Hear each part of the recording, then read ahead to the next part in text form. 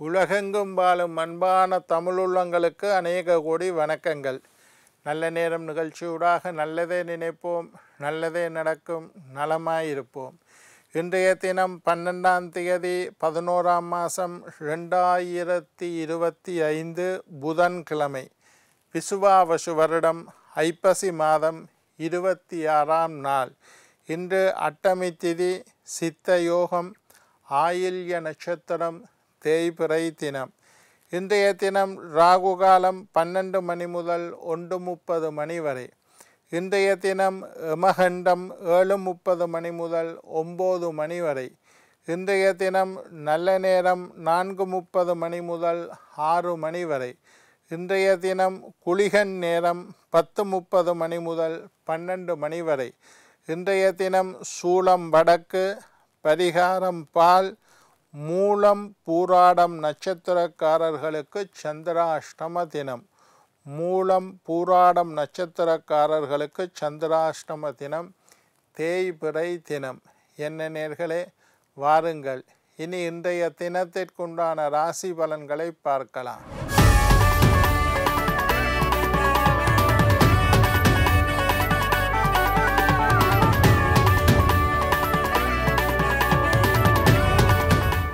மேஷம் நற்செயல், ரிஷபம் ஊக்கம், மிதுனம் செலவு, கடகம் நிம்மதி, சிம்மம் அமைதி, கன்னி தோல்வி, துலாம் பாசம், விருச்சிகம் உதவி, தனுசு ஆதரவு, மகரம் வெற்றி, கும்பம் உயர்வு, மீனம் நலம்.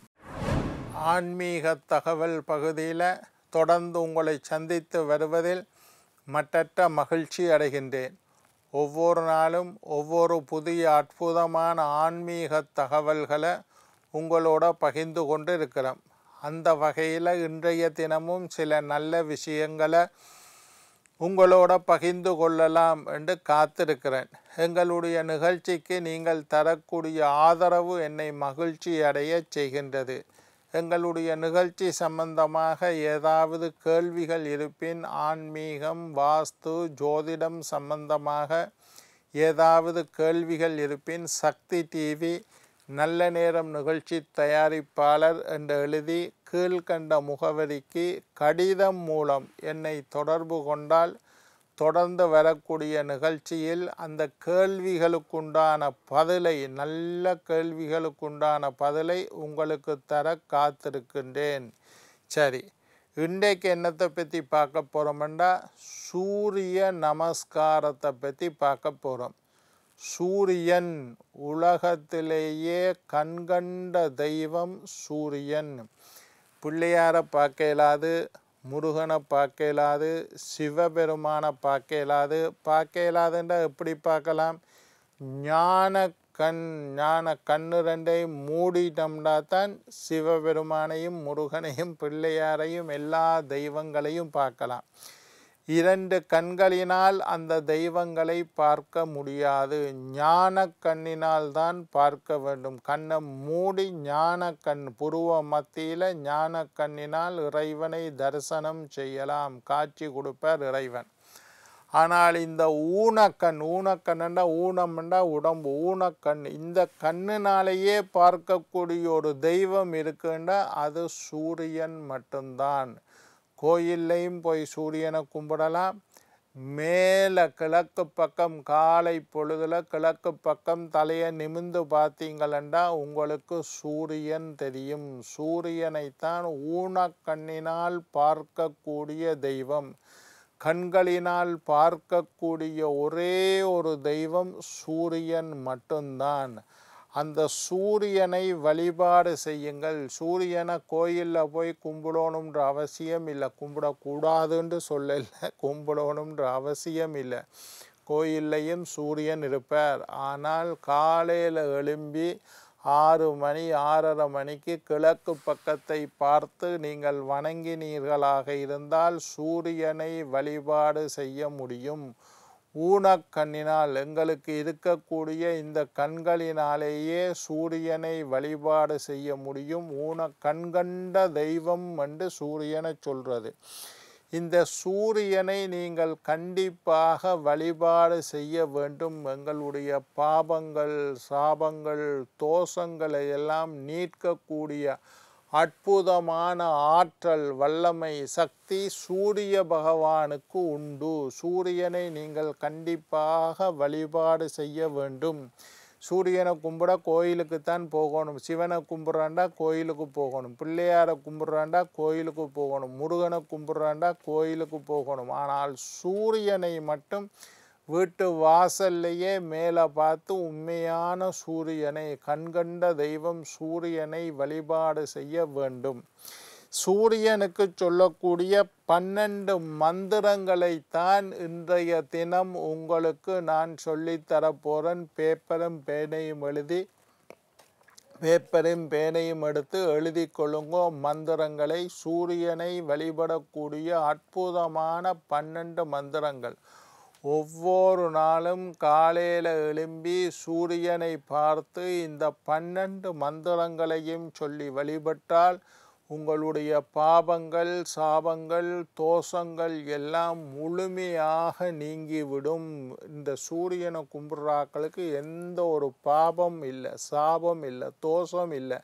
கண்ணூர் இருக்குது ஐயா, கந்தரிஷ்டி இருக்குது ஐயா, செய்வினை செஞ்சிட்டாங்களையா, சூனியம் செஞ்சிட்டாங்களையா, எல்லாரும் இந்த மந்திரத்தை சொல்லி சூரியனை வழிபாடு செய்யலாம். எந்த தோஷங்களும் உங்களை அண்டாது. கண்கண்ட தெய்வம் சூரியன் மட்டுமே. சரி, முதலாவது ஓம் மித்ராய நமஹா. ஓம் மித்ராய நமஹா. சூரியனுக்கு சொல்கிறோம் முதல் மந்திரம் ஓம் மித்ராய நமஹா. ரெண்டாவது ஓம் ரவையே நமஹா. ராணா வானா ஏன்னா ரவையே நமஹா. ரவி என்றா சூரியன் என்ற அர்த்தம். ஓம் ரவையே நமஹா. ஓம் சூர்யாய நமஹா. சூரியனையே சொல்லுற மந்திரம் ஓம் சூர்யாய நமஹா. ஓம் பானவே நமஹா. ஓம் பானவே நமஹா. சூரியனுக்கு சொல்லக்கூடிய அற்புதமான மந்திரம் பானவே நமஹா. ஓம் ககாய நமஹா. கானா காவண்ணா யானா ககாய நமஹா. ஓம் ககாய நமஹா. ஓம் பூஷ்ணே நமஹா.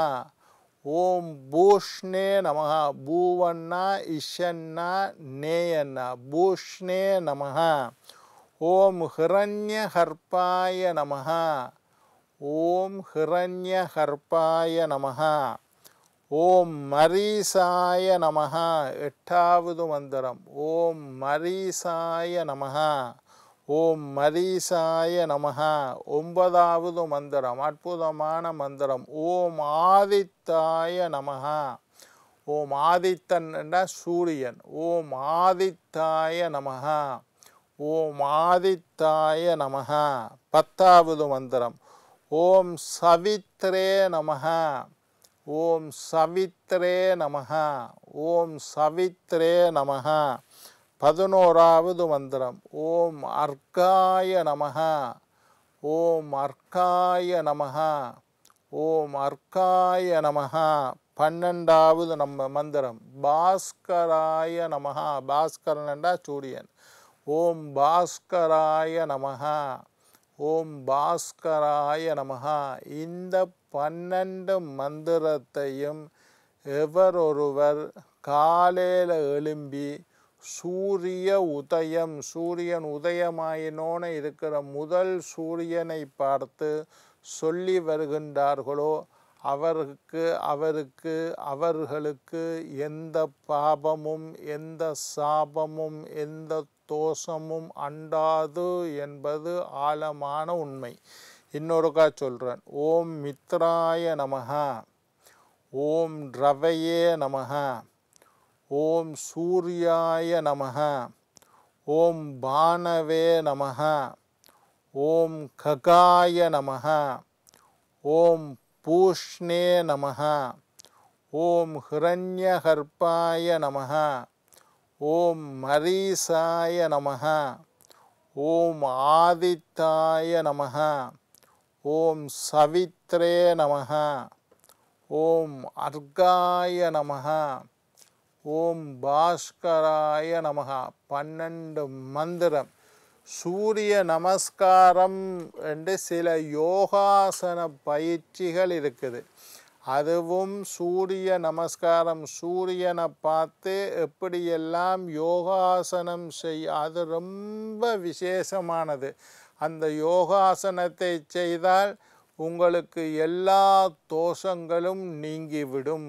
அந்த யோகாசனம் பெரிய எக்ஸசைஸ் ஒன்று. காலையில் எழும்பி சூரியனை பார்த்து நீங்கள் செய்யக்கூடிய 12 வகையான ஆசனங்கள். யோகாசன முறையில் சூரிய நமஸ்காரம் என்று 12 வகையான ஆசனங்கள் இருக்குது. அந்த 12 ஆசனத்தையும் எல்லாம் கஷ்டமானது எதுவும் இல்லை, சாதாரணமாக எல்லாரும் செய்யக்கூடியது. யோகாசனம் என்றோனையே தலகுல நிற்கிறது, சிரசாசனம் செய்கிறது, இந்த மாதிரி கஷ்டமான ஆசனங்கள் இல்லை.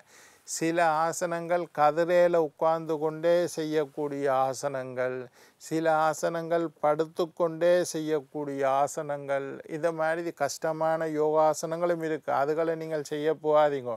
அதெல்லாம் இளமையிலேயே நீங்கள் படிக்க வேணும். ஆனால் வயசு போச்சுதுன்னா இந்த சின்ன சின்ன ஆசனங்கள் சூரிய நமஸ்காரம் செய்யலாம். 12 மந்திரத்தையும் சொல்லி நீங்கள் அனைவரும் நீண்ட ஆயுள், நிறைந்த ஆரோக்கியம், நீங்காத செல்வத்தோட வாழ வேண்டும் என்று வாழ்த்தி வணங்கி விடைபெறுவது உங்கள் ஜோதிட சித்தர் டாக்டர் ராஜராஜ குருக்கள்.